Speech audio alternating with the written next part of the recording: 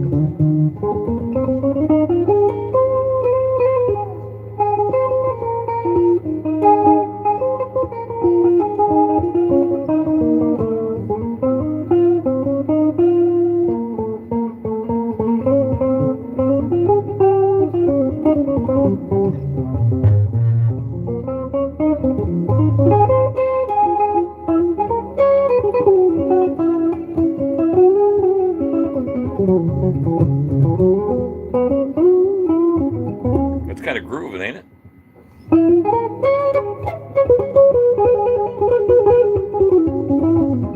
It's like making 1950s now times.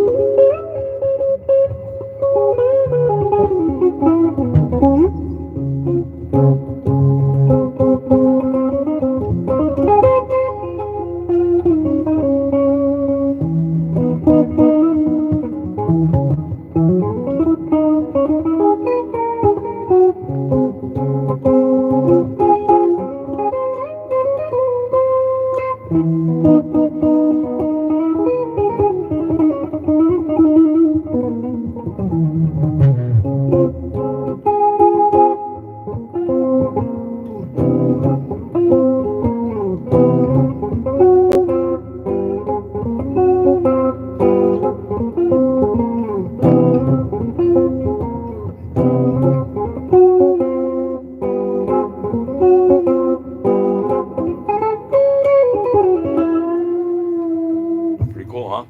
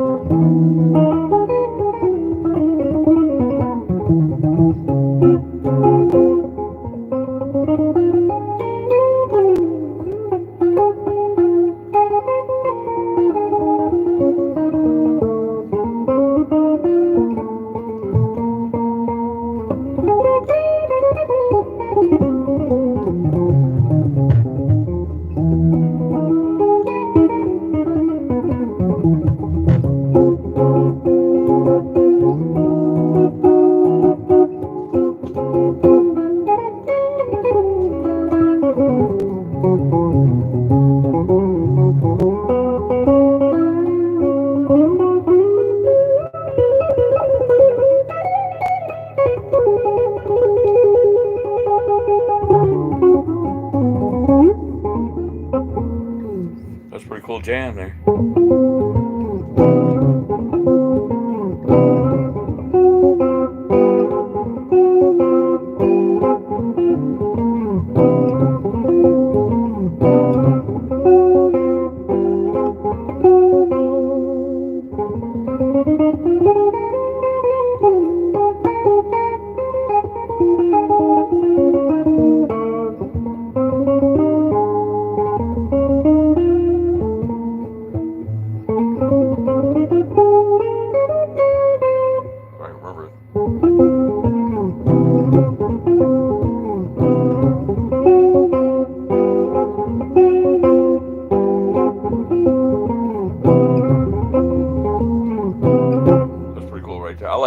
like doing that right there. That's pretty cool. That's called stopping at the Savoy, like the beginning of it.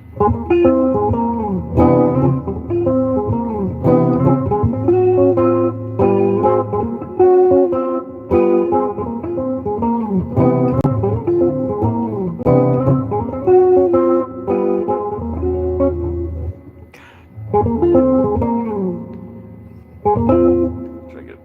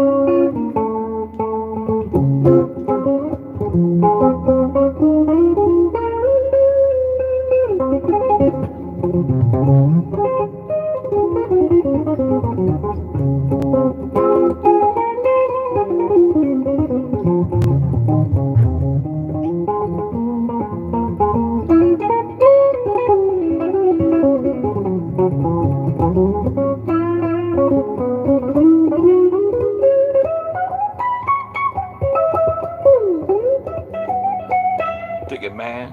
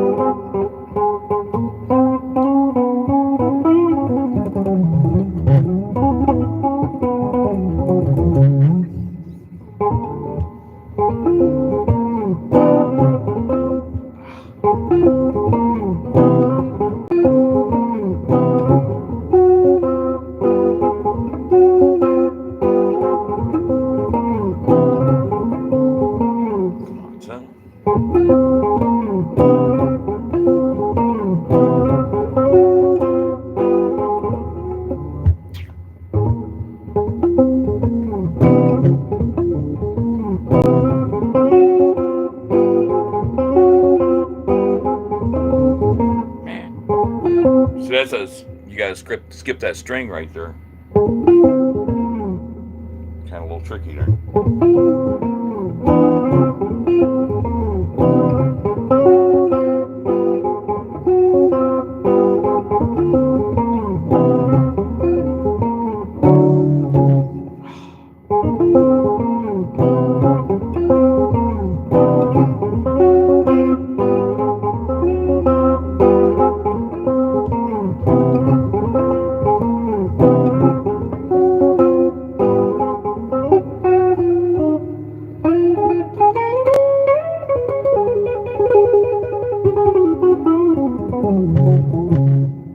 I'm working on it. Yeah, you try to get.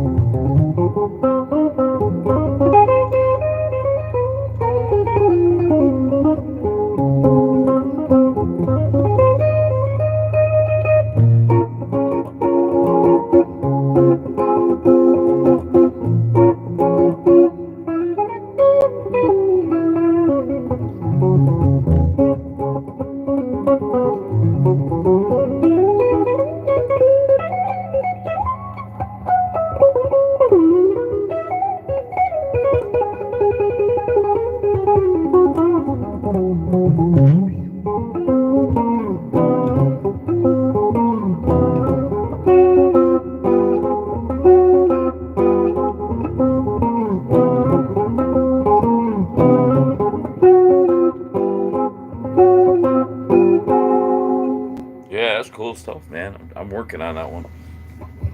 Uh, yeah, that's good stuff, man. I'll play something. Yeah, yeah.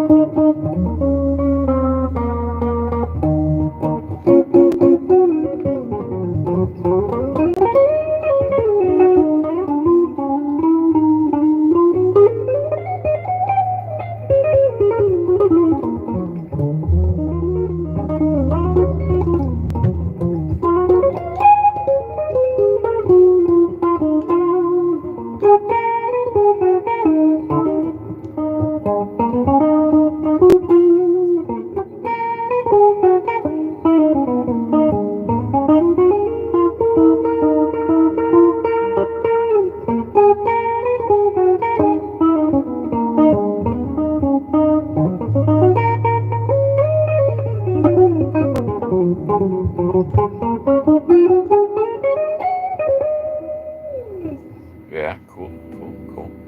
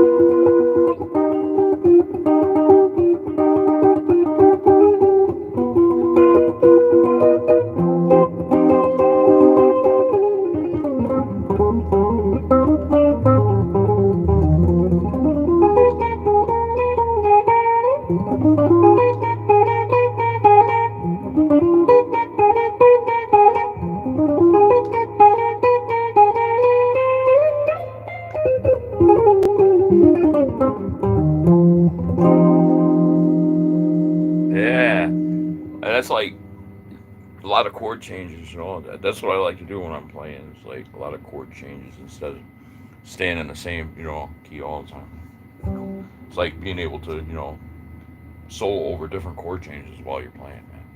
That's the trick right there. Yeah. So it's pretty cool, man. Working on a lot of stuff, and I gotta play this one.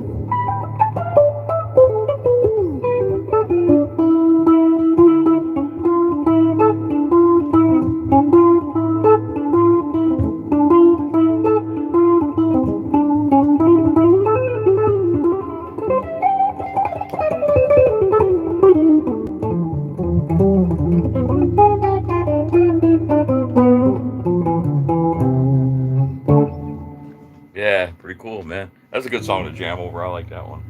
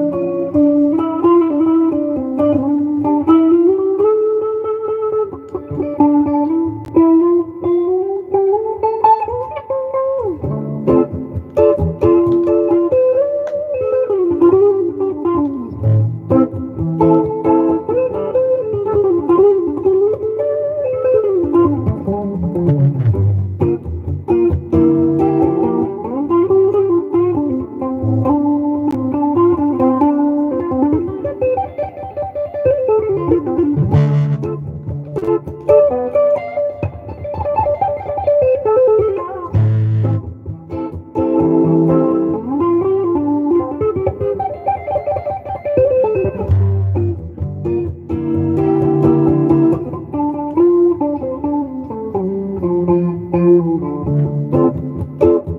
you, Jazz.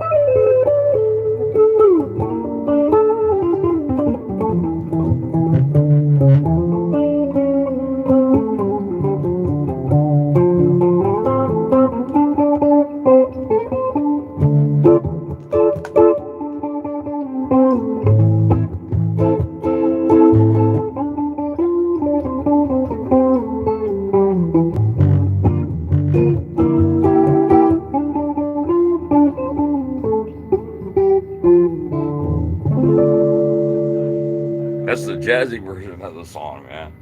It's like jazz note, make it sound cool, Yeah. Yeah.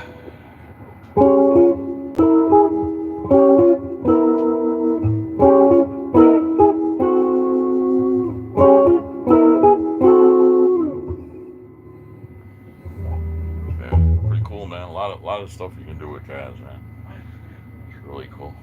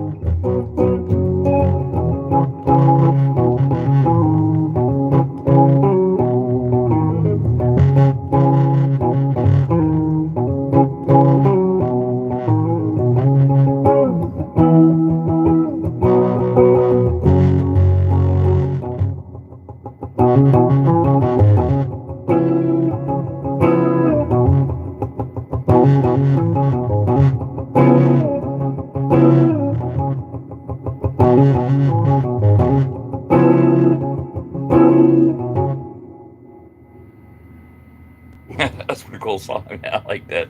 I like that song, man. I like Tony Iommi, man. He was like he was so creative, that you gotta love the guy, man. I mean, yeah, Black Sabbath, man. Black Sabbath, good stuff, good band. They were great. How's everybody doing?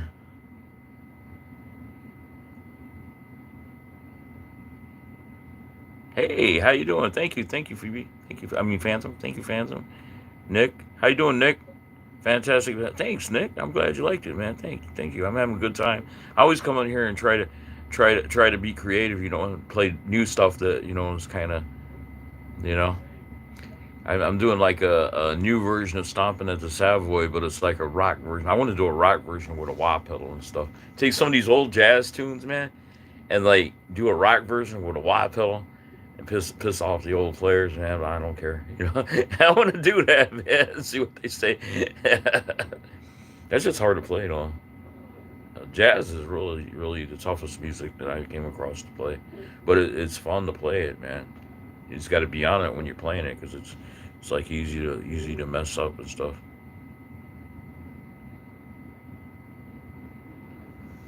Okay, my advice for how to improve on soloing. I'm an okay guitarist now. Lots of chords, some riffs. No, lots of chords, some riffs.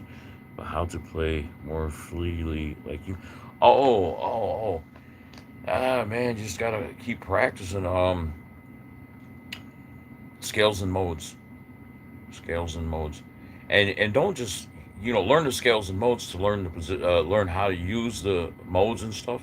But then you got to kind of experiment with them. You go online and watch different guitar players and stuff, and that's how I did it. And I kept expanding on my style and adding little things here and there. It's like improvisation is like it's something you got to feel, but it's like these licks when you're learning them, they're hard as hell. It seems impossible, but once you get those licks down, then you start putting them into your own playing, piece by piece, and find out what works and throw out what doesn't work. It's like experiment. Improvisation is like you have to experiment a lot to find something that works for you. It's not. Yeah, it's not something that's like. I don't know, man. It's like it's hard at first. It's real hard at first, but you just keep experimenting and playing with it. First, you take your regular soloing style, right, and you like play a solo and try to add something like the Dorian mode. Look up Don Latarsky. He sells a book on scales and modes. That's what helped me. You look up Don Latarsky and then kind of like get that book and learn how to apply the different modes over different chords, which he's very good. He'll show you how to figure out what mode goes with what. You know, so you start out learning your Ionian scale, which is the major scale. That's just the Latin name for the major scale. And then the Ionian scale, once you learn the Ionian, the major scale, like you start with G, just start with something simple and learn the G major scale here, learn it here, learn it here, and then learn it here. Okay. And once you learn that, you realize that the G major scale, if you go if you go a whole step down, you got half step, half step, so one, two, go down two from the G major scale, and make A minor A minor seven, or A minor seven sus two, and start playing that G major scale over that chord. There's your Dorian mode right there. And you play the scale at first, just the scale, and then you try to do like hammer-ons and pull-offs and stuff like that over that scale, and then you incorporate that into your playing a piece at a time until you get used to that. And then once you get used to that, if you can do it here, you can do it here, you can do it here. It goes all the way down, go all the way down the neck, learning that like that. So now you know Dorian mode, right? And then you find a chord that fits Phrygian mode, which is usually like a flat five chord is good for Phrygian. Well, it's complicated to explain, but you have to practice. Then you do the Phrygian mode, which is mode three, and then you do Lydian, Mixolydian, um, and then Locrian, Super Locrian, and then you start learning your. You can also, while you're doing that, you don't have to do one thing at a time. You can do, I would say, learn the Dorian mode, and if you're interested in jazz, learn the jazz minor mode. But if that's kind of too hard for you right now, just get that Dorian mode down real good, and get to where you can really play solos using the Dorian mode first, and uh, then you progress from there. If you're interested in jazz, learn the Dorian mode, and then learn the jazz minor mode, which takes your major scale of your chord that you're playing on, your regular chord that you're playing on, and you do a flat three, flat five on that scale. Flat just means go back one half a step. So you take the scale and you do a flat three on the third note. It's like flat three is means it's minor, so it's going to fit your minor chord. And then you do a flat five, flat seven. And so you got the tonic, the major, the mode you're playing in, the chord you're playing in, and you got flat three. You flatten the third note of the major scale over that chord, and then you go to find your fifth note and you flatten that, and you get used to playing that scale. Just Blatarsky, he shows you how to just memorize the pattern. You don't have to worry about flat three and flat five. Just kind of, it's like patterns you got to memorize. So I would say start with your Dorian mode first. If you're interested in playing jazz, don't learn the other modes yet. Start with the Dorian mode first, and then learn jazz minor, and then start learning the other modes, because that'll get you improving right there. That'll get you playing. And then you start learning the other modes, and it just all fits. It just takes practice, man. It takes a lot of dedication. But you know how I'm saying. You start out with your basic blues scale. Basically, everybody usually starts with a blues scale and expands on that, and does rock and stuff. And blues and pentatonic, those are usually the two modes that everybody. When you first start playing guitar solos, you do blues and pentatonics.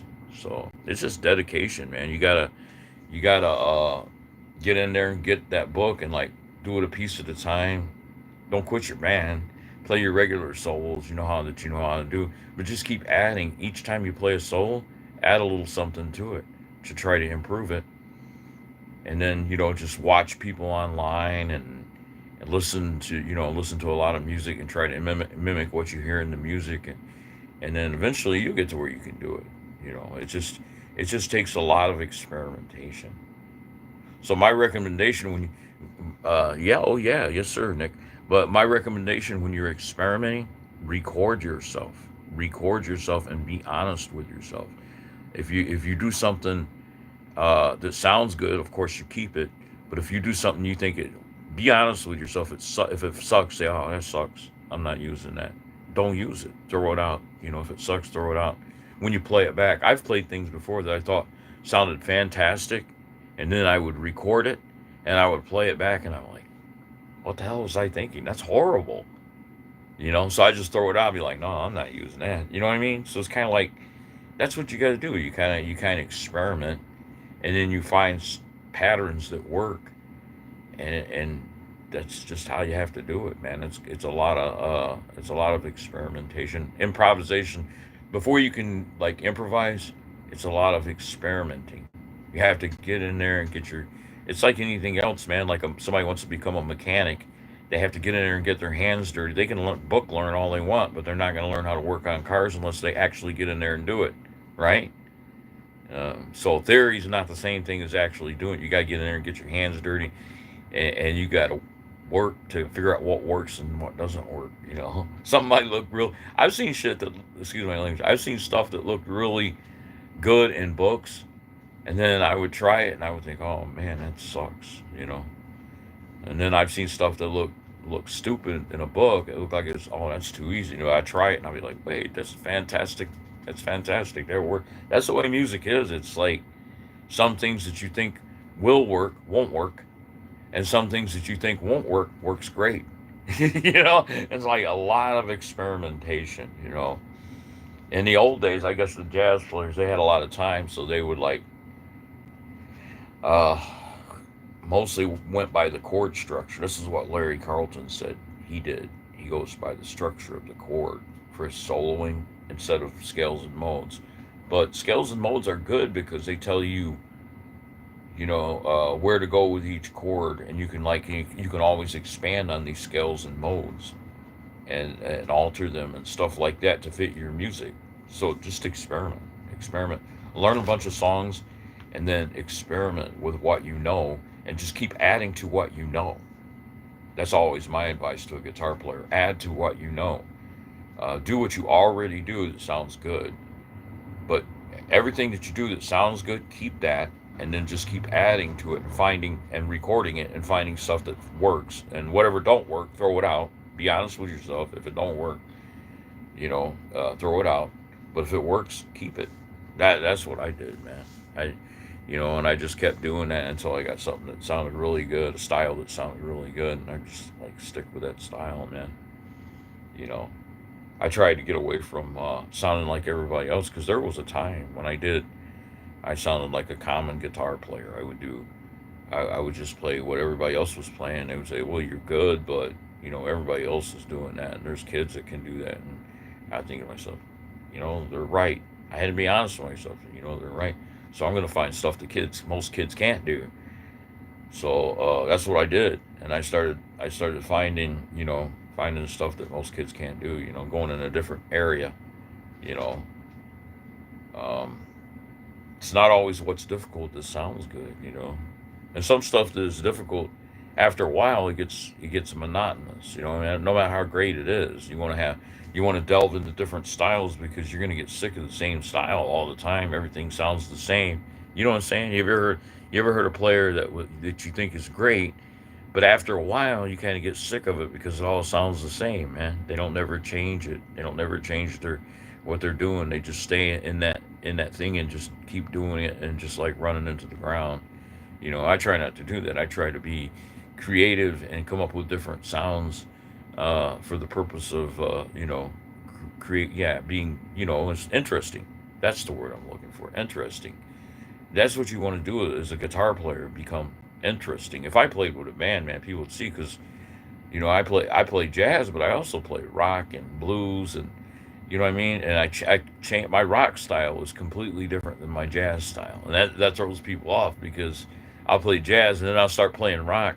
It's two completely different styles. I love doing that, because when that happens, when you're playing out, when that happens, it brings something new into the picture, and people want that. They want something new. If I'm playing out with a really good band who can do that, who are really good musicians, and then I'll play jazz for a little while, and I see people start getting tired of me playing jazz. Then I'll come in with my rock style, which is completely different from my jazz style. It's like a different guitar player altogether, you know. So that's the kind of thing I try to bring to the table, because you just get tired of it. And I learned that from watching Larry Carlton, because Carlton, one minute he's playing jazz and it sounds like standard jazz and it's great, but then after a while you start getting tired of that, and he throws something new into it, and he'll start playing funk or blues, or You know what I mean? And I'm like, damn, Carlton, you're a genius. That's why I like Larry, man. He like he goes from one extreme to to another, and I like that. I like that. I like you know what I like about him is when I see him playing something that sounds really simple, and then all of a sudden it'll get really advanced and it'll kick ass, and then he'll go back to the simple melody. I'm like, damn, how does he do that? And he changes tempo and stuff. If you watch him play, he does that. He'll change tempo, and the guy's really good, man. Larry. Of course, that's why he's so famous, because he just like I think somebody got jealous of him one time. There's crazy people. You got to watch out for that I guess when you're a star like he was, somebody shot him in the throat in the 1980s, uh, out there in California, and somebody tried to kill him, man. There's people who are crazy like that. They'll try to kill somebody, man. If I was like he's riding on his, I guess he came riding on a bike and shot Larry. If I was riding on a bike and I heard somebody that fantastic, I'm gonna sit there and listen. I'm like, who the hell is that? And I'd be asking people, oh, Larry Carlton, no wonder, But yeah, that's yeah, you gotta watch out, man. When you got a talent like that, sometimes you gotta watch out because there's nut jobs out there. Like the guy that killed. I couldn't believe somebody shot John Lennon, man, in New York. What? Who would shoot John Lennon, man? Man, there's nut jobs out there, man. I was a huge fan of John's, man, and I cried when I heard he got shot, man. I was like, who would shoot that guy? Phenomenal songwriter, and singer. He has a really cool the way his voice sounded, man. It's not that he could hit those real high pitches, which he could do pretty good. It's just he had a style that was just kick ass, man. I thought he had a style that was just kick ass, his singing style, man. He's awesome. But you got to watch out for that when you play music. For some reason, you got people that'll kill you, man. Dimebag Darrell, man. Dimebag Darrell was a fantastic guitar player. He revolutionized metal. He went in a completely different direction than what everybody else was doing. And that's what I try to do. That's what I'm trying to do in jazz. Kind of go in my own direction with it. You play jazz standards for a while, and you play it just like what it's supposed to be played like, and everybody's like, yeah, that's good, but everybody's playing jazz standards. But then if you take that jazz and you make it your own, people look at you like, wait, I never heard that before. You know what I mean? So that's the kind of thing I'm looking for. That wait, I've never heard that before. That's when you're doing something right. When people look at you like, hold on, I never heard anybody play like that before. And then you're like, oh, that's good. Sounds good. Make sure it sounds good. You just, that's why I was trying to promote my beatnik jazz thing, which was taking off there for a while. I was doing pretty good, but I just come back to it every once in a while. That it's just cool. I was trying to like modernize beatnik jazz. That's what I wanted to do. Give it a modern twist, using a wah effect, different effects in my guitar and stuff. You know, instead of just sounding like traditional jazz. Always try to be different, man. Uh, that's my advice too to any musician. Don't stay stagnated. Always try to play in different ways, because when you play in different ways, you stay interesting. When I come on here, I want to be doing stuff that's not like the regular. It's not like everything everybody else is doing. I want to try to find something that's not like everybody else is doing. I play stomping at the Savoy, and then I'm trying to turn it into a rock tune. I'm still working on it, but I'm trying to turn it into a rock tune.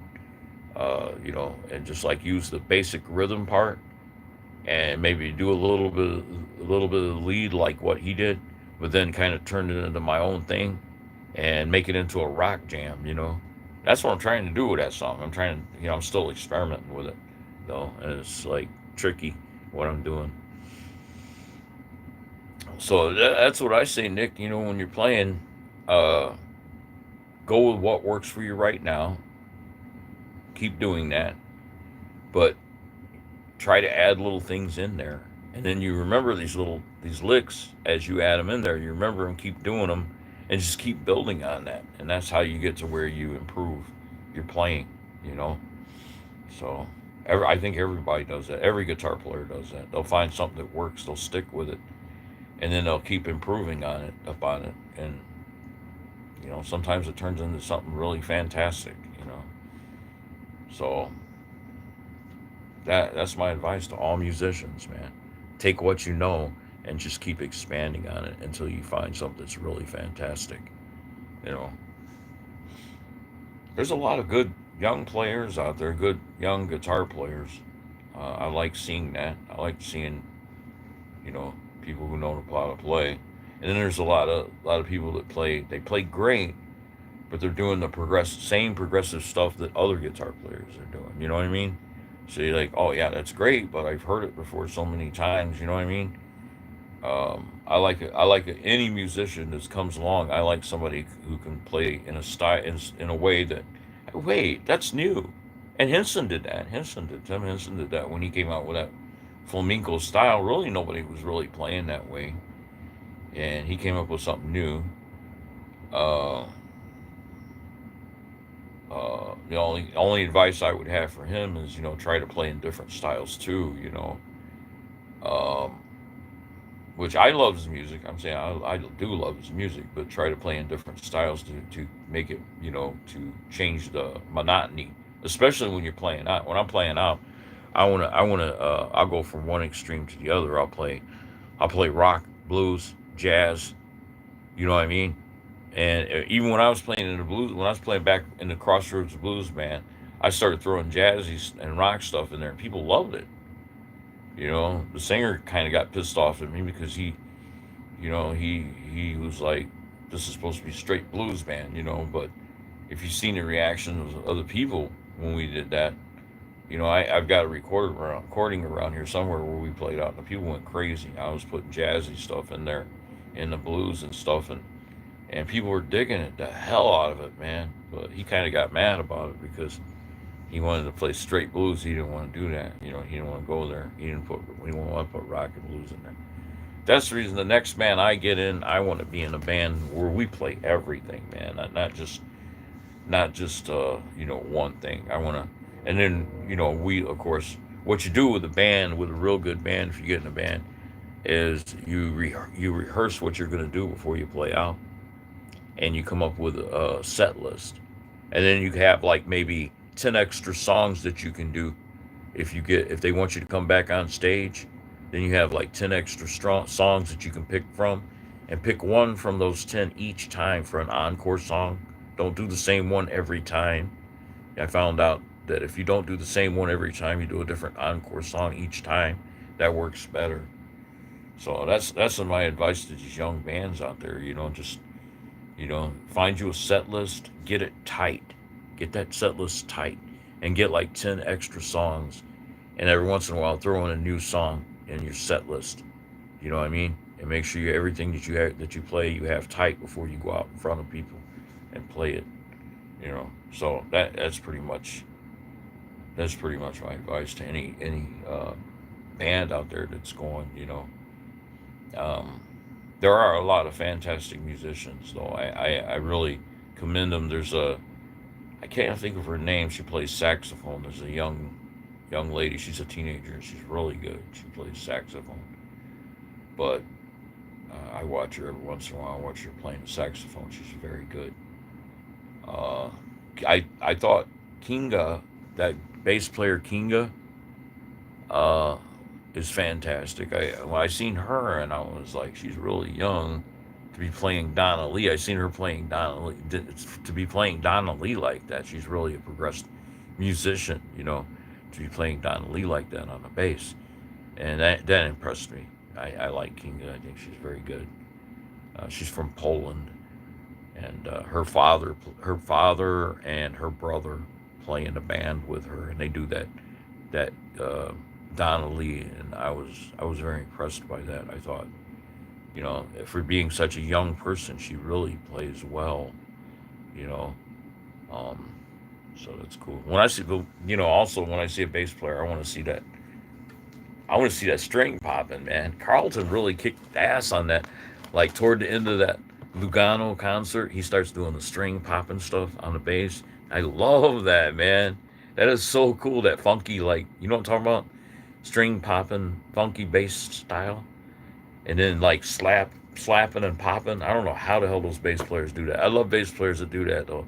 That popping and slapping and like popping the strings and slapping, and they get you know what I'm saying? Like that, man. I love bass players who can do that. I could never get that going. I mean, I can play bass okay, but I could never get the string popping and the pop slap thing on the bass, man. That's hard. That's hard. You have to kind of like, I don't know, man. It's tough to play bass like that. You know what I'm talking about. So that's the kind of bass player I like who can do that. You know, is there anybody here that plays bass like that? Because I love that, man. I love it. I'll check out your channel. I like everything you do, man. I love that. I always check out bass players who can do that. The string popping. That is really, that's amazing, man. How they do that. I don't know how they do that, but that's like really defining the difference between a six-string guitar and a bass. The difference in playing, to play the bass the right way, it's completely played different, and it's equally as hard, but in a different way. You know what I mean? What Travis does on that bass, man. Travis Carlton. Look up Travis Carlton. Man, he can play that bass, man. I was really impressed by him. That he has an incredible ability for playing bass.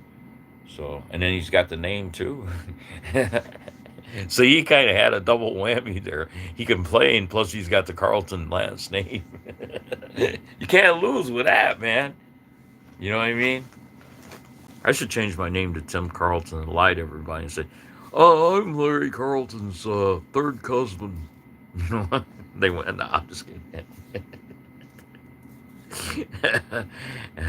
But yeah, that's a good name, man. You know, 1,000 miles away. Little Carlton girl singing that. She's great at that too.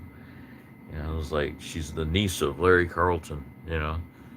It's like, come on, man. Why couldn't my name be Carlton, man? Tim Carlton. Yeah, hey, I could dig it. Tim Carlton on guitar. Yeah. Well, he's not quite as good as Larry, but he's still pretty good. For his style, he's great. Like, okay. It's pretty funny, isn't it? But yeah, I've seen a lot of people putting out Jeff Beck. Man, I never put him down, man. He came into music and he was an innovator, and he came up with a style that nobody else was doing.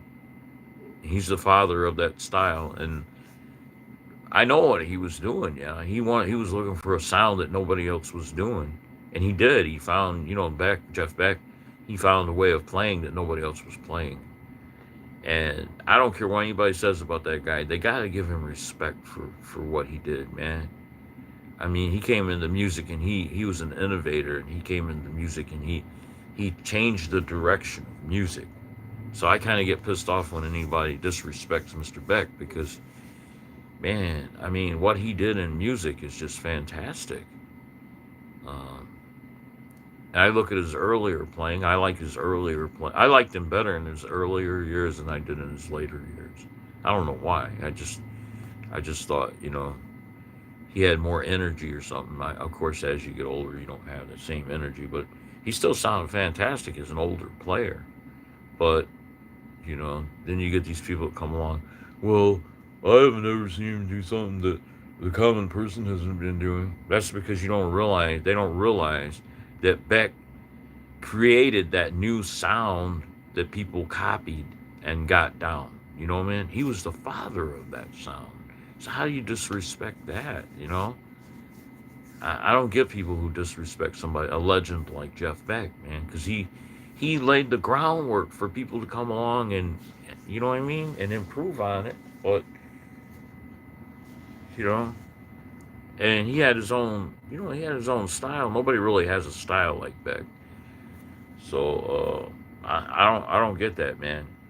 He was so good when he was real young. He was so good that he could play. He played with John McLaughlin, and McLaughlin was a fan of his.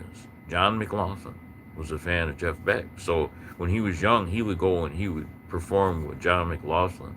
He didn't have the speed, but he didn't have the speed of John. He was fast, not as fast as John, but where he didn't have the speed that John had, he had the creative, the creativity in manipulating scales and modes to where his playing was just really really interesting to listen to, and it sounded great. So yeah, I don't go in that direction downing other guitar players who, especially a legend who laid the groundwork like Jeff Beck, man.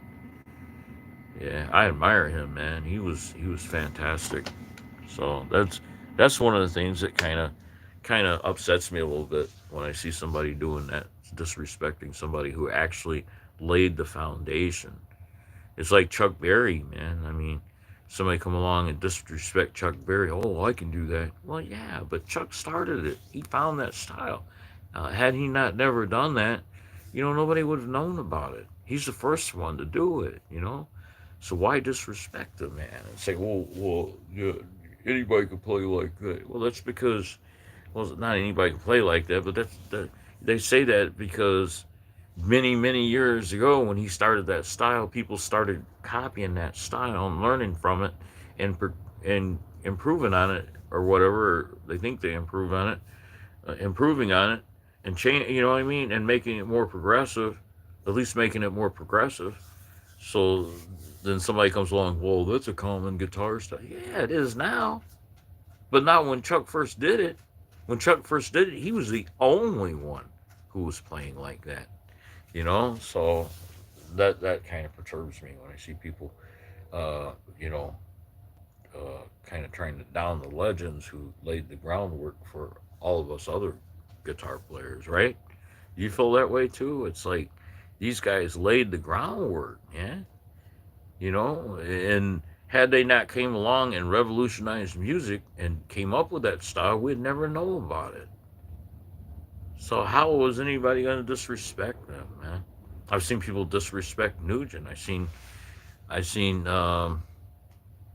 Paul Gilbert, and I was a huge fan. Not so much of a fan of his anymore because I seen what he did. He was like disrespecting Ted Nugent, and I'm like, come on, man. Ted came along with a new style that nobody else was doing, and he revolutionized the sound. He complemented guitar playing because he came up with something new that nobody else was doing. So you're gonna get up there, Ted does this, to make fun of him? What? You wouldn't know about what Ted did if he hadn't done it first. So you're gonna make fun of the guy? I mean, Paul Gilbert's a fantastic player. He's a very technically skilled guitar player. But don't make fun of somebody, that come up with a style that that did it before you did. You know what I mean?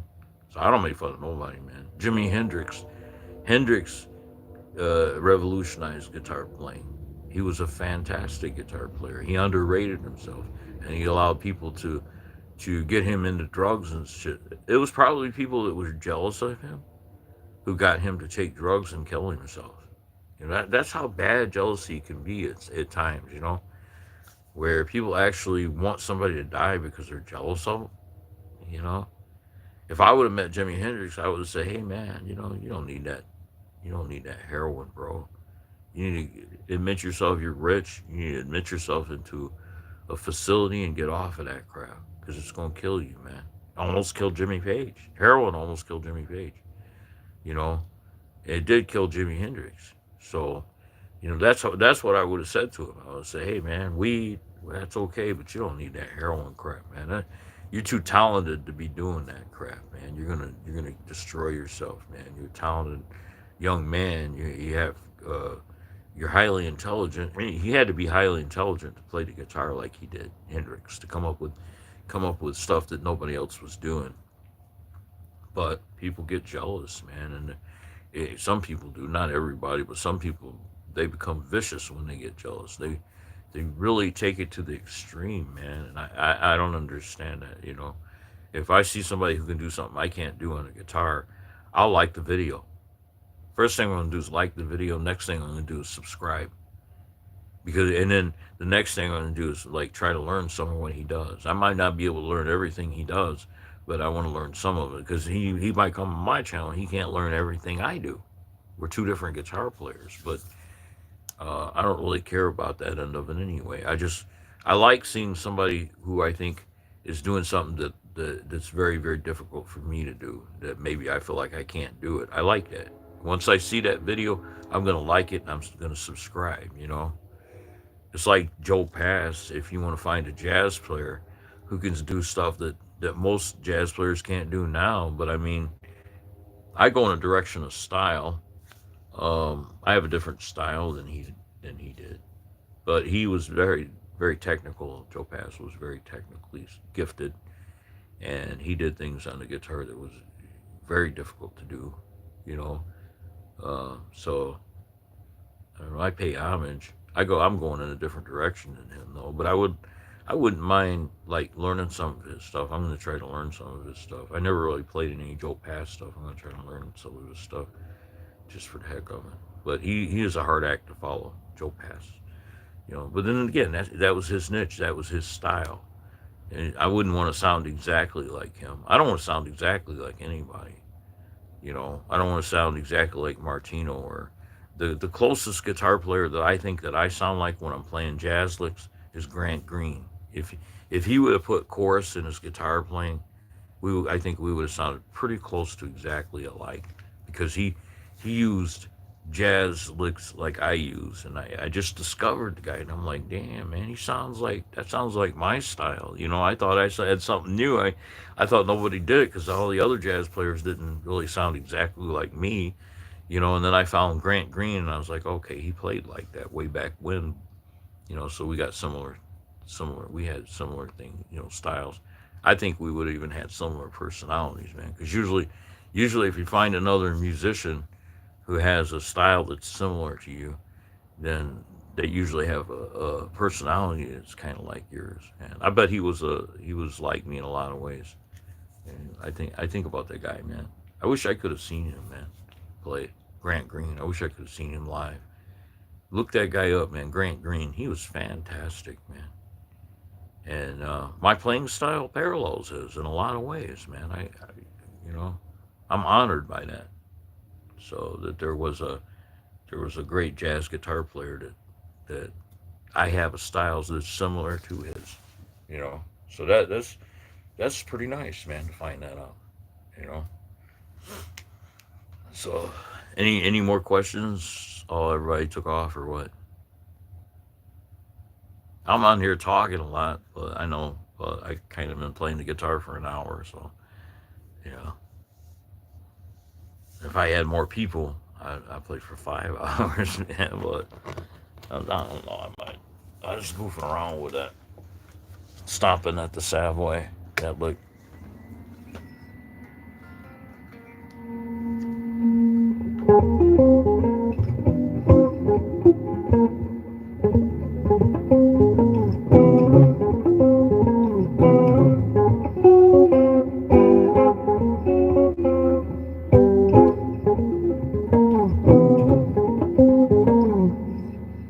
So kind of like that, you know. It's like I was goofing around with that one.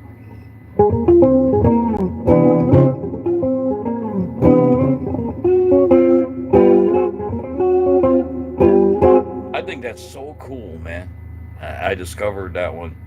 I was listening to Jim Hall, man.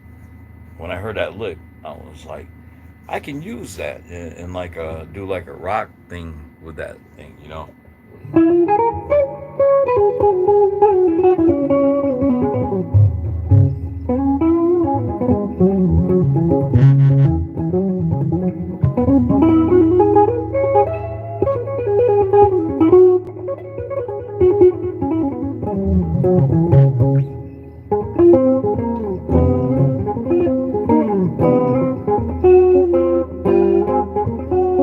Isn't that pretty cool, man? That's from Stomping at the Savoy. I heard that and I was like, that's jazz, but you could turn it into a rock thing. And if you had like a wah pedal effect, and you just do that, you start out with that lick right there, that would be badass, man.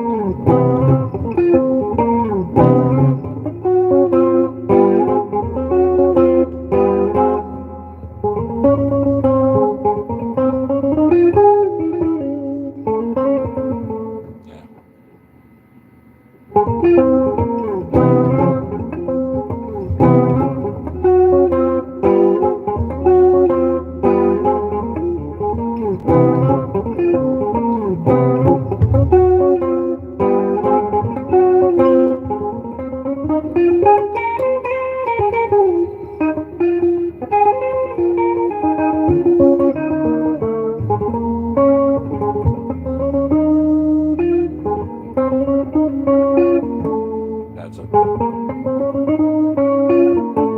yeah.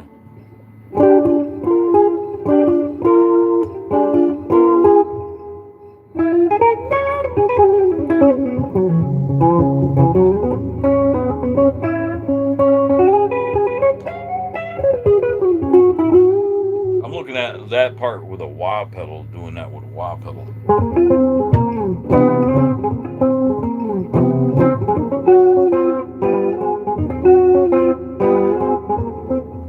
Dang.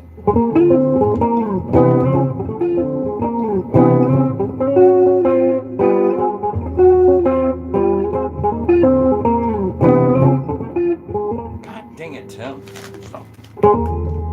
1, 2, 3.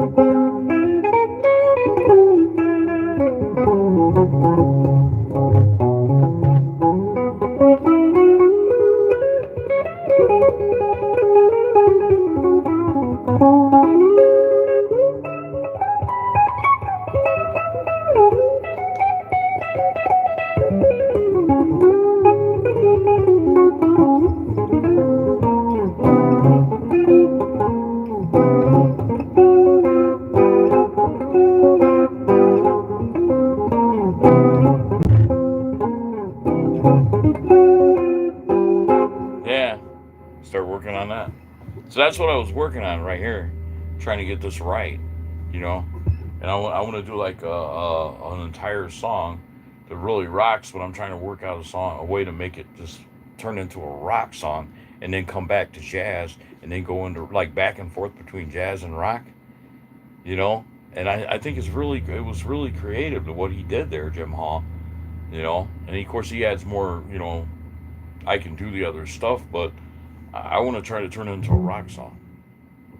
You know, I don't want it to be a straight jazz song. You know what I mean? So that's what I'm trying to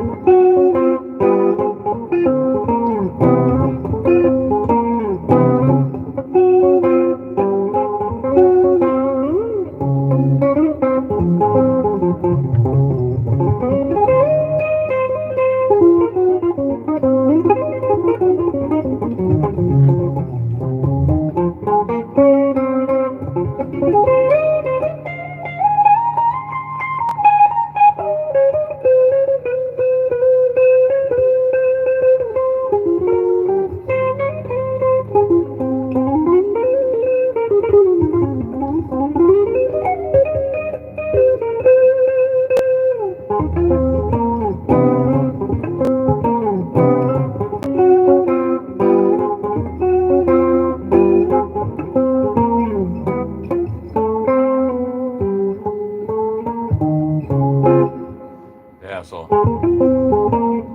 1, 2, 3. 1, 2, 3, 4.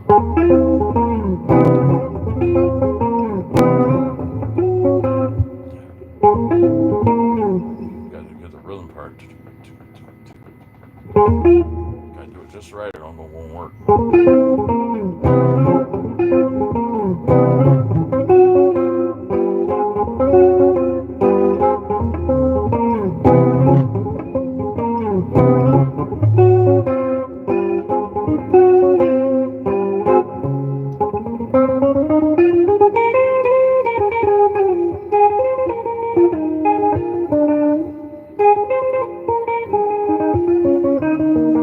Oh my god, man. Come on, son. That's me. I talk to myself when I'm playing.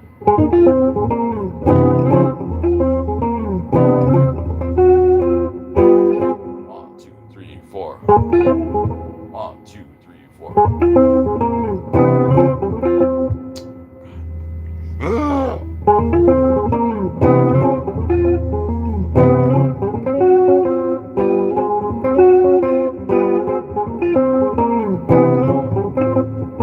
God dang it, dude. Fumble, mess, fumble, man.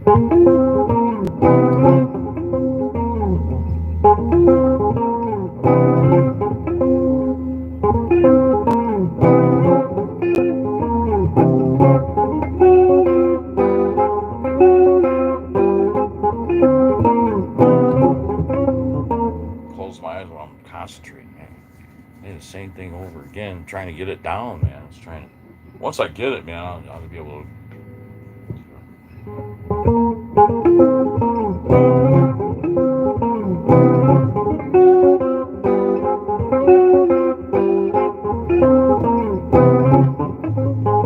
God dang it, dude.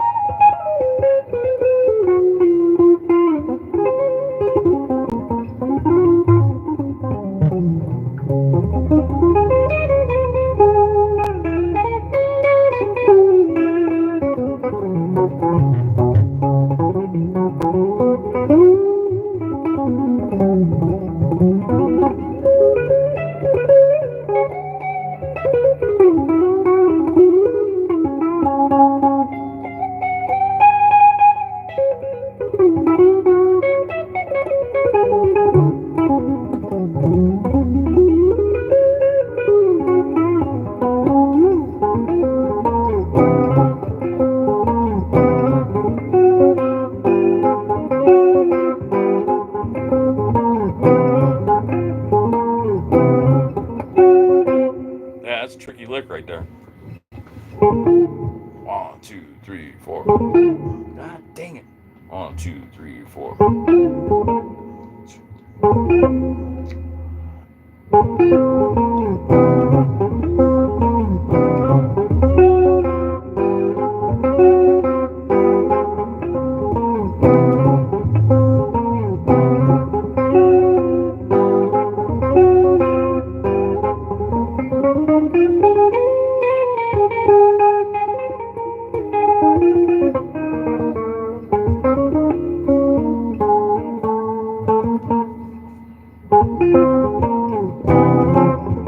God dang, man, but I hit 2 strings at once.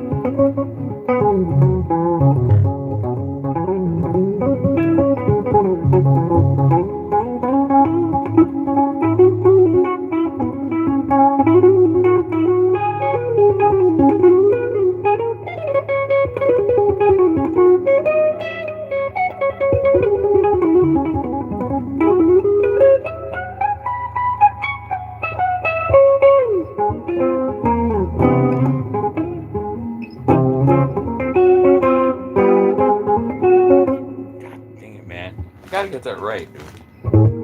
Just practicing on. I'm trying to get a different sound. I wonder what that sound with a wah pedal.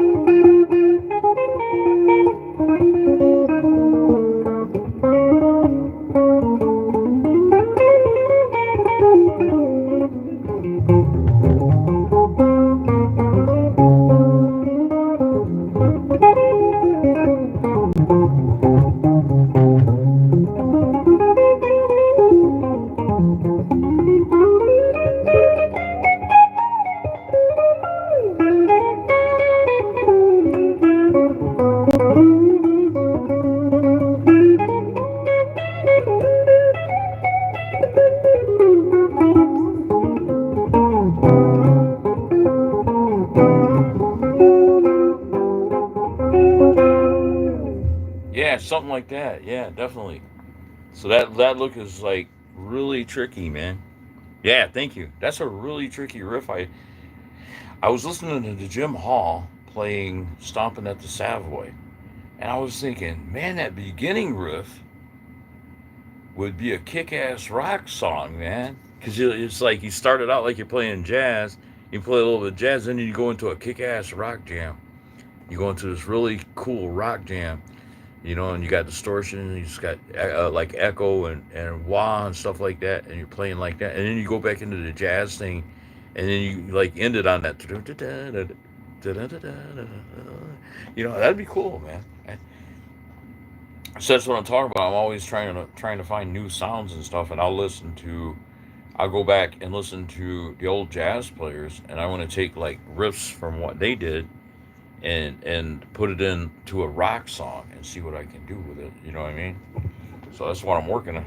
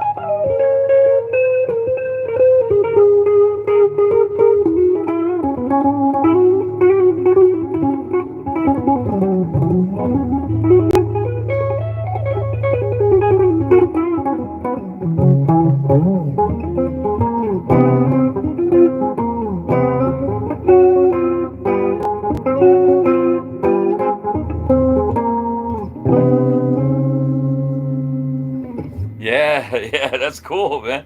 Isn't that a good idea, man? Take stomping at the Savoy. I want to call it rocking at the Savoy. You know? Could you imagine Jim Hall if he was alive, man? He'd probably punch me in the nose, bro. Anyway, that's where I'm going with that. Anyway, I'm gonna take off. Gotta let my dog out and stuff, man. Thanks, guys, for checking me out. I appreciate it. I always get people come check me out. I appreciate you coming and check me out. But hey, you know what I'm saying, man? It's like anybody who plays the guitar, you have to experiment and to get to find new styles and stuff. That's how guitarist players found different styles. They would experiment, probably with different music. Oh yeah, thanks, Rich. Thanks for stopping by, man. I appreciate it. Okay, you have a good day, sir. But yeah, I was just leaving on this video if somebody wants to come along and watch. That's how all the guitar players, that came up with different styles did it. Is they would listen to a combination of different styles and kind of add in to their playing what sounds good. and then they come up with their own style. That's what I'm trying to do, man. Just come up with something that's like kick ass, man. Stomping at the Savoy. I want to call it rocking at the Savoy, and just make it a straight rock jam. Just like started out like I'm playing jazz, and then it's turned into like a kick ass rock jam, with a band. And I think that would blow people's minds, man. I want to try doing that. I think that would blow people's minds, that I would be able to take one of the old jazz standards and turn it into a kick-ass rock jam. You know, wouldn't that be cool? I don't think anybody's ever done that. Turned a jazz standard into a kick-ass rock song. You know, and that's what I'm trying to do. With it into a kick butt rock song. Sorry about cussing. But it just gets me a little excited.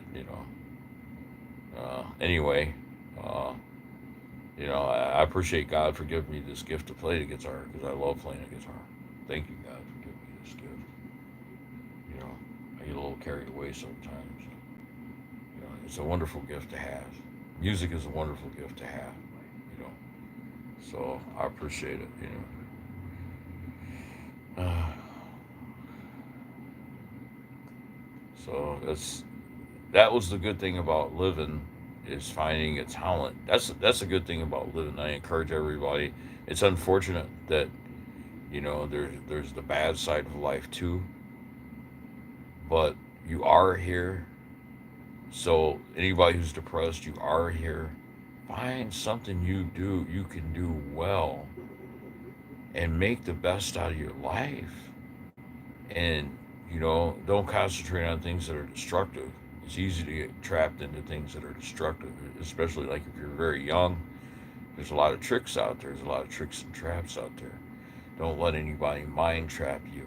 You know, find find yourself a talent that you can do well. Find something that you can do well, and learn how to do it and become great. And like I encourage like people who are in technology, man. If you can find ways to stop torment on this planet, I encourage that. I would do it if I had the resources. I would work on finding a technology that stops torment on all things. Because there's nice creatures out there that man that suffer greatly. Like a poor animal that's cold. Now that's a thinking creature. A poor animal that's cold that can't get warm, man. But it might be a nice, loving animal. It doesn't deserve to be cold like that. It doesn't deserve to be tormented like that. And it's just too bad that we couldn't be going in that direction with technology instead of going in a direction that's destructive. It makes things worse. Why couldn't we go in a direction that where we investigate what causes torment for everything and try to find a way to stop torment for everything and kind of like give everything what they want forever. I would do that if I had the technology. I would do that. That was my dream for technology to be used to stop torment on our planet and to kind of make things right that were done wrong here. I don't agree with hell. I don't think anybody deserves eternal punishment. I really don't think. I don't. I read the Bible and stuff, and as some of you know, I've been reading the Bible objectively, and I'm trying to understand the Bible. I really am. One of the things that I get from the Bible, though, that a lot of people don't get, is that Jesus is not God. Jesus Christ was a man who was God's son. God created Jesus just like he created us. Jesus was a creation. So people need to understand that Jesus was actually a creation of God. And he identifies him as being his son. So this is something that I think that people need to understand about the way I feel about Jesus. And there's scripture to back me up that Jesus was not God in the flesh. He was not God in the flesh. He was God's son, a creation of God, uh, higher than us because he was created in heaven first. Where regular man was created on earth, Jesus Christ was created in heaven first, and then he was manifested into the flesh, and he died for our sins. But that was horrible. That was an act of hate, It should, in my opinion, it was an act of hate. Any type. Okay, that it cut me off. But any type of torment or pain or suffering is an act of hate, in my opinion. Don't you agree? That's why I quit eating animals, because I felt like those animals were put in captivity and abused, and that's thinking creatures. I thought, wow, that's an act of hate, man. It's not love when you do harm to something and you cause pain on anything. That's an act of hate. That's not love. So, in my opinion, um, Jesus Christ going through all that was not should have never been necessary, because that was literal hate. What they did to Jesus was hate. And I don't like hate, man. I like love. That's the reason I encourage self defense and as a last resort too, man, to protest against is even if it's just as an act of protest against what's happening to us. We should try to defend ourselves against all torment. And I think we should go in a direction even further, because I did do a little bit of technology. I did some programming, and I've been a school teacher before. I do have a college degree in science education. You can check that. You can verify that. I have a college degree in science education. So my reasoning for even getting that degree is because I was trying to go in a direction that's opposite of hate. I became educated because I was really trying to go in a direction that's opposite of hate, with the end result being finding technology that would stop torment for all living things. I want torment stopped on this planet. I think that it's wrong. I play music because music brings pleasure, and I dated girls because they brought pleasure when I was really young. And I liked pleasure. I like love. I like friendship, things like that. There's crazy people out there who blame everything off on other people for what they did to their own in their own life. And I don't blame other people. I've had horrible things happen to me, but I've decided just to move on. If I ever did get the resources to start working on finding a technology that would stop torment, I would forgive everybody and just work in that direction, because uh, I'm against all torment. I don't want to put anybody in torment. I don't like the way it looks for somebody to be tormented. I never have. I don't care who it is. It could be my worst enemy. I don't like that way that looks, man. I would just rather, like, just squash the whole thing, go in a different direction. You know, of course, have my free will and do what I think is conducive to what I like only. The only thing I like as far as sexuality is heterosexuality. I've been in that before and I liked it. That's the only type of sexuality that I did like. Um, so I believe in embracing the things that we love. I believe in embrace the things that you love and reject the things that you don't like. Right? That's going to make your soul strong. If you pretend to like something for money, but you're doing something that's disgusting that you really don't want to do, you really deep down inside don't want no part of it, that's torment. So I've decided to stay, even if I have to do without for a while, I've decided to stay true to my soul and just only do something that I really choose to do. When I had heterosexual relationships, it's because I like heterosexuality. I loved it. Okay, so that's why I stuck with that. So I like to play the guitar, so I stick with playing the guitar. I'm always going to try to play the guitar. Um, Even after I had a stroke, I was determined to play the guitar again. I got to where I couldn't play the guitar. Imagine anybody visiting, if you watch this, imagine having a stroke and getting to where you can't play a guitar, or getting to where you can't do something that you love to do. It's very tormenting. And after I had a stroke, I came back, and people would actually make fun of me. I would try to play the guitar, and I was horrible because I had a stroke, and it messed up on my motor skills and stuff like that. But then I got to where I could play again, and now I'm a fantastic guitar player. I'm not boasting or anything. Uh, you know, okay, like Bruce Lee said, if I say I'm great, then you'll say I'm boasting. But if I say I can't play it, you know I'm lying because you know I can play the guitar. I proved it. I can play, So uh, I'm not fooling myself either.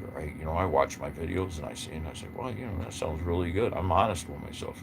The way I became a good player is I was honest with myself. When something sucked, I just I wouldn't use it in a video or anything, you know.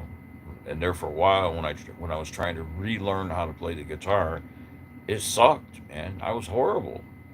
I went from being one of the best guitar players ever when I was a teenager. By the time I was 12 years old, I could play everything by Richie Blackmore. I could play just like Richie Blackmore, Tony Iommi, Jimmy Page. I could play everything by them. By the time I was 12, 13 years old, I was playing like that. I was great. I was in a band called Conspiracy, um, and I could play. I could play. I was a kid, but I could play. But after I had a stroke, my hand drew up, my leg drew up, and I didn't have the coordination. I had to keep investigating to find a picking strategy where I could alternate pick again because I got to where I couldn't alternate pick, you know. So I had to find another strategy.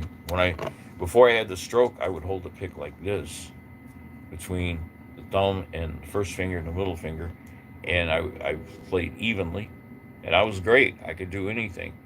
But after I had the stroke, I tried it. I could not alternate pick, and people would make fun of me because I couldn't play. I couldn't pick uh, until I started investigating and exercising, and I found a picking strategy that works for me. Turn the pick upwards like that at an angle, and how I found that was really an accident.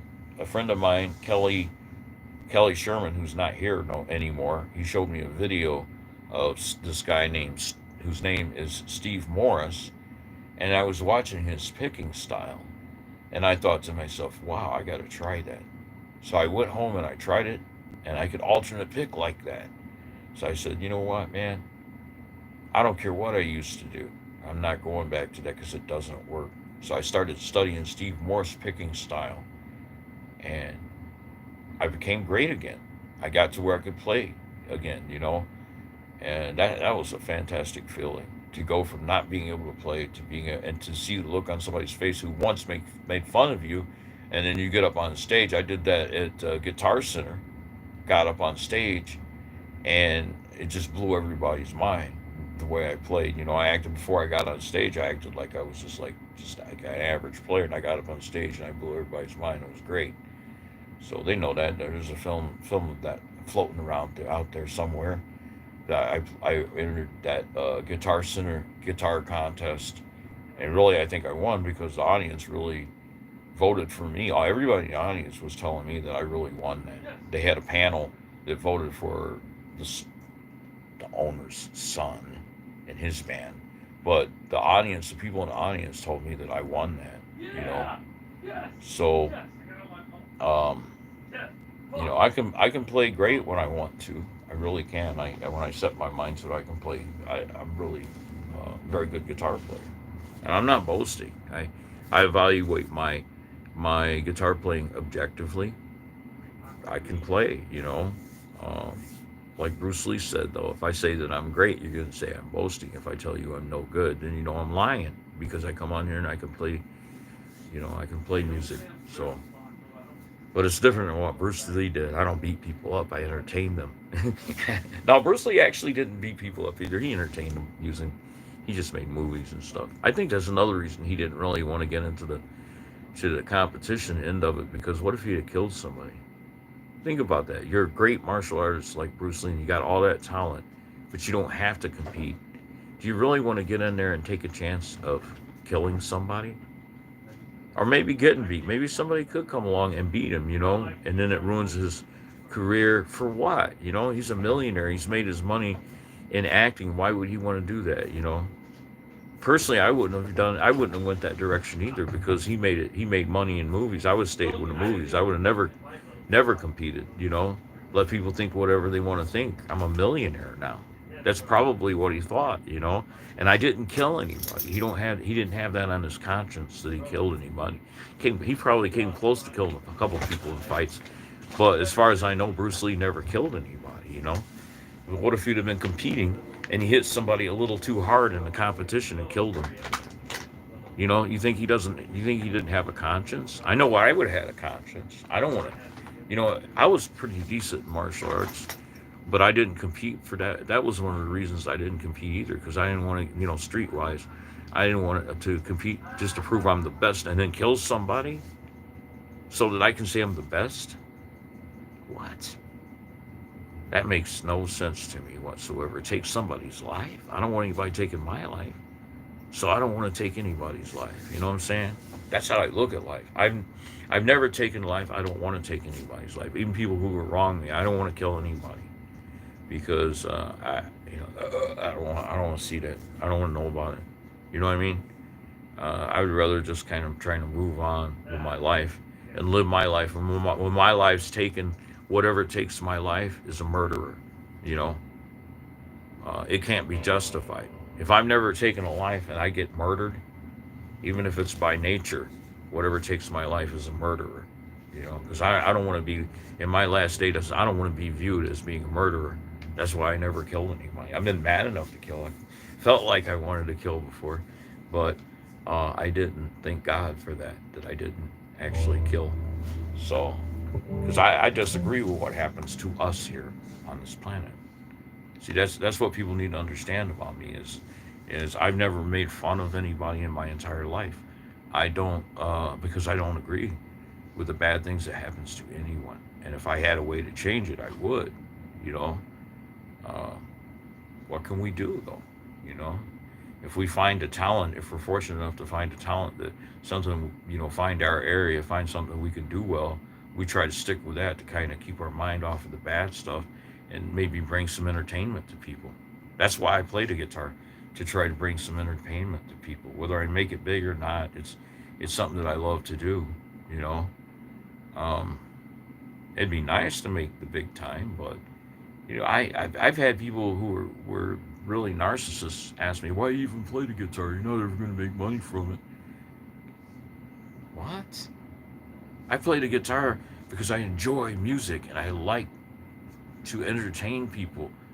I like the way it sounds, man. It's fun. It's great. I don't do it just to, to try to get rich or anything. I'm doing it because it's something I enjoy doing. It'd be nice if I could make money with it again.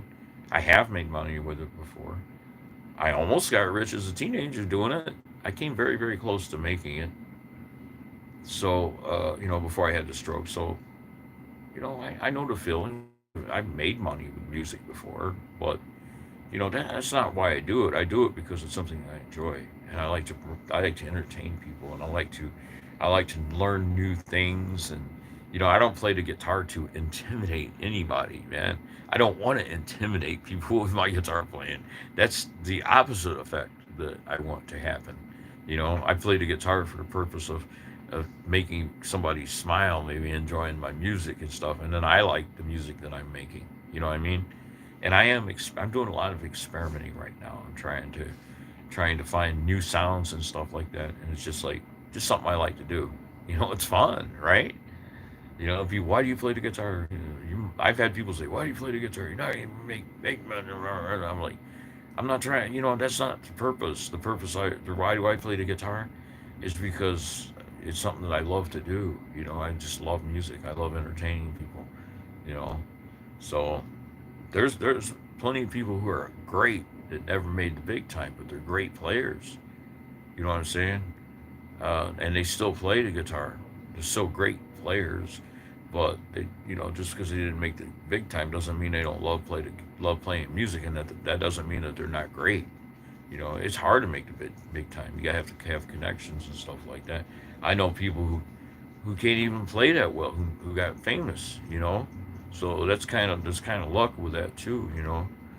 Uh, so I'm not knocking anybody, but you know what I'm talking about. There's people who have made it the big time, and you hear them, and you're like, and you kind of think, how did they ever get famous? But they did it, so I can't really knock them. You know what I mean?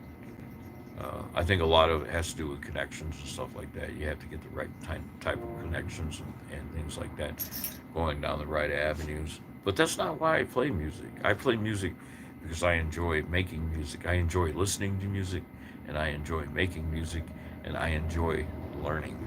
And if I'd have ever been out in California and met Larry Carlton, and he said, "I'll be your guitar teacher," I'd be like, awesome. Can you imagine that, having somebody like that as a guitar instructor? And plus, you got your playing too, and you could like pick up everything he shows you and learn all those tricks. And plus, you know what you know too, and man, you just go places. That's what Larry did. His mother found him an excellent guitar player who taught him how to play the guitar when he was 6 years old, and that's the reason he accelerated that. It became fantastic, you know. But he had to have an influence somewhere, right? He had to start somewhere. He had to listen to people, other guitar players, and get influenced by them. I think he talks about that, uh, about the different influential guitar players that had an impact on him. That he actually studied the way they played, and he learned, and then he developed his own thing. So that's pretty much what every musician really strives to do. They look to other musicians to get started, and then once they get a foundation, they kind of go in their own direction. That's what I'm trying to do, is like get a foundation first, and and then go in my own direction and do my own thing, and come up with different stuff that other people are not doing. You know, that's what I liked about Larry. He would come up with stuff that nobody else was doing, different different songs and stuff that nobody else was doing. I like what he did with Strikes Twice, man. That's a, you know, that's a really awesome tune. I like that. I like what he did with that. And he would get influenced by different musicians, and then take it in another direction. And that's kind of what I'm doing. I you know, like that stomping at the Savoy. No, I'm not playing it exactly like Jim Hall. I'm kind of deviating because I want to try to turn it into a rockin' version, and kind of make it my own, you know, and go in that direction, you know, uh, which I think is cool when musicians do that. A lot of people's done that, you know. Jimmy Page has done it before. He got influenced by other people, but then he took it in a different direction. Larry Carlton did it. I think every famous person has done that at one time or another in their life. Um, Took something into a, you know, into another level, got influenced by something, and then took it into another level, and went in that direction. So I'm kind of doing that too. I do that too. I do a lot of experimenting because I want to find, you know, I have the skills to experiment, and that's the thing. First, you get the skills, and then you kind of, if you want to be an innovator, you kind of experiment and try to find something that's different from what everybody else is doing. You know, different is good. You know, and I know they were like really criticizing Tim Henson when he first got started, but wow, he took music in a completely different direction, and it made him rich. You know, he was fortunate enough to where he hooked up with the right connections, and he got recognized, and he got the right promotions, and he made the big time. So, you know, it's not just about how great you are. It's also about, you know, knowing how to meet the right people and go in a direction to where you can get that music out there where people can hear it, and you get promoters and stuff, and then you sell it. And if you get to where you can sell it, then you're gonna, that's when you start making the big time, when you can sell your music. So it's kind of hard to get to that point to where you meet people that will help you to get to where you can actually sell that music, because there's so much competition out there, and there's so much jealousy and stuff like that. And you have to deal with a lot of issues when you're trying to make it in music. You have to, you know, because it's very they've made it very competitive, put it that way. And it shouldn't be competitive, because music isn't really about competition. It's an art, you know. It's an art form, and that's how I look at music, you know. Um, so I look at it from what I like. I don't look at it from what's popular. What do I like most? Black Sabbath with Ozzy or Ozzy solo. I like Black Sabbath with Ozzy better than I do his solo stuff, but I do like his solo stuff. Uh, some people used to frown at me. "Well, you like Sabbath, Bloody Sabbath, better than Blizzard of Oz?" I do. I do. I love that album better than Blizzard of Oz. But I love Blizzard of Oz. Don't get me wrong. That's a great album. It sounds good. But to me, nothing beats Sabbath, Bloody Sabbath. To this day, man, it was just the ideas that were put down and the music. Something can be very very simple, but it's just like an incredibly cool idea. That's what I liked about Tony, man. He was the master of coming up with new ideas for Black Sabbath, yeah, for his guitar work. So people need to give credit where credit's due. Yeah.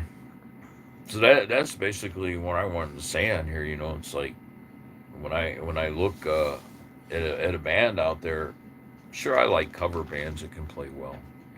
They do the covers good. They sound great and stuff. But I really want to see a band that can write their own music and make it work. Play it in front of people and make it work. And people are like, "Hey, that's different. I never heard that before. That sounds good." You know, that's really what I look for when I see a new band. I want to see them writing their own material. Play some covers maybe you know, to get get recognized or something, get your name out. But once you get your name kind of going, then throwing in originals and slowly replace all your covers with originals if you can.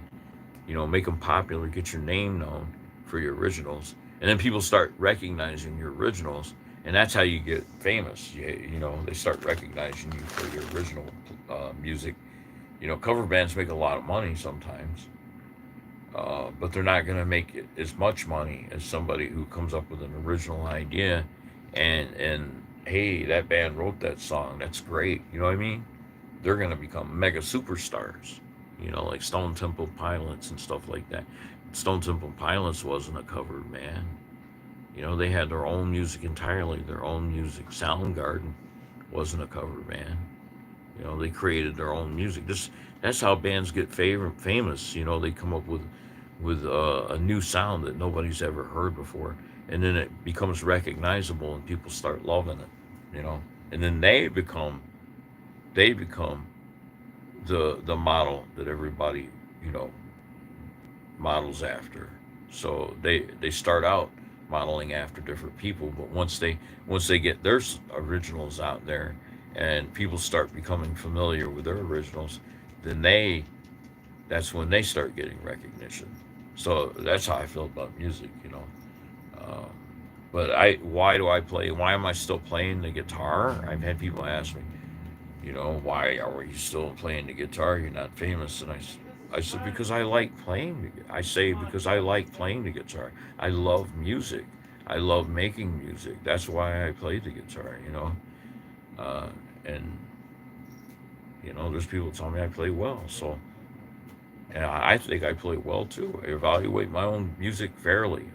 I have played stuff that sucked before, but I had to step back and say, wait a minute, that sucks. What am I doing? And go in a different direction. Once you realize you're playing something that sucks, then you got to step back and look at yourself and say, "Hey, what? I got to be honest. That's terrible." You know. And then you step back and you go in a different direction, and you keep going in different directions until you find a sound that works for you. That's kind of what I've been doing. I go in different directions. I went in a lot of different directions. Somebody asked me about improvisation, how I learned to improvise. I was going in different directions and experimenting until I kind of found my niche of what I do the best, and then I just stuck with that. That's how I got to where I can improvise and do it well. You know, so that's improvising is fun, man.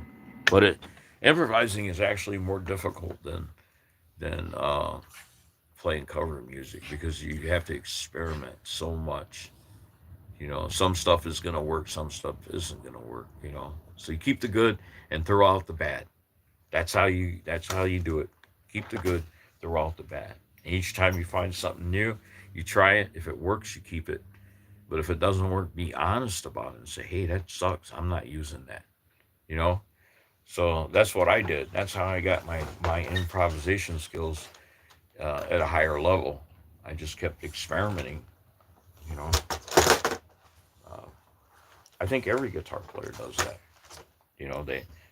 That wants to make it the big time, or that wants to be different. Not necessarily make the big time, but anybody who wants to be different, they're going to experiment. Eddie Van Halen did that, and look where it got him. He became famous. Beck, early Beck, nobody was doing that when he first started doing that. When he first started playing like that, nobody was doing that. And he came along. He had a new sound. It was fantastic. People heard his new sound and they thought, "Who's that?" That's when you know you're nailing a style. When people ask the question, "Who's that?" and then they find out who it is, and they're like, "I love it." That's what Jeff Beck did. He experimented with different styles, and he found a style that worked for him, and he stuck with it. So that's just the bottom line how it works. Anyway, I got to get off here. I got to take my dog out, feed him again, stuff. But he's gonna start barking again. He's grunting. He'll, the funny thing about my dog, if you're still watching this video, well, some of your people are gonna come and watch this video. The funny thing about my dog is he'll start grunting before he barks. He always does this silly little grunt, and then it'll turn into a chirp like a bird, and then he'll start barking. It's funny, man. That's poodles for you. Poodles are like that. Anyway, I gotta get off here. So, see.